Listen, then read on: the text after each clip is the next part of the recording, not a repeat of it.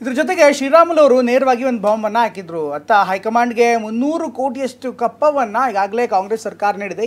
ಈ ಕಾರಣಕ್ಕೋಸ್ಕರ ಜೊತೆಗೆ ಮುಖ್ಯಮಂತ್ರಿ ಸಿದ್ದರಾಮಯ್ಯನವರು ಕೂಡ ತಮ್ಮ ಕುರ್ಚಿ ಉಳಿಸ್ಕೊಳ್ಳೋಕ್ಕೋಸ್ಕರ ಈ ರೀತಿಯಂತ ಹಣವನ್ನು ನೀಡಿದ್ದಾರೆ ಅಂತ ಗಂಭೀರ ಆರೋಪವನ್ನು ಮಾಡಿದರು.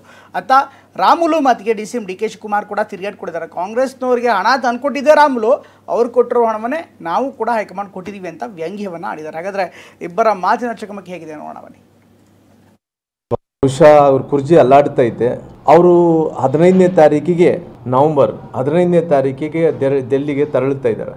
ಆಲ್ರೆಡಿ ಮುಖ್ಯಮಂತ್ರಿಗಳು ಅವರು ಕುರ್ಚಿಯನ್ನು ಉಳಿಸ್ಕೋಬೇಕು ಅನ್ನೋಂಥ ಕಾರಣದಿಂದ ಬಹುಶಃ 15ನೇ ತಾರೀಕಿಗೆ ಏನು ಅದು ಬಂದ ನಂತರ ಏನು ಕ್ರಾಂತಿ ಆಗುತ್ತೋ ನಾವೆಲ್ಲರೂ ಕೂಡ ನೋಡಬೇಕಾಗಿದೆ. ಈ ಬಿಹಾರ್ ಚುನಾವಣೆ ಸಲುವಾಗಿ ಎಲ್ಲ ಸಚಿವರೆಲ್ಲರೂ ಕೂಡ ಔತಣಕೂಟಕ್ಕೆ ಕರೆದು ಊಟಕ್ಕೆ ಕರೆದು 300 ಕೋಟಿ ರೂಪಾಯಿ ಕಲೆಕ್ಷನ್ ಅನ್ನು ಮಾಡಿದ್ದಾರೆ. 300 ಕೋಟಿ ರೂಪಾಯಿ ಕಲೆಕ್ಷನ್ ಮಾಡಿ ವಸೂಲಾತಿ ಮಾಡಿ ಕಾಮಧೇನು ಕಲ್ಪವೃಕ್ಷ ತರ ಇವತ್ತು ಆ ಕಾಂಗ್ರೆಸ್ ಸರ್ಕಾರಕ್ಕೆ ಇವತ್ತು ಸಿದ್ದರಾಮಯ್ಯರು ನಿಂತಿದ್ದಾರೆ.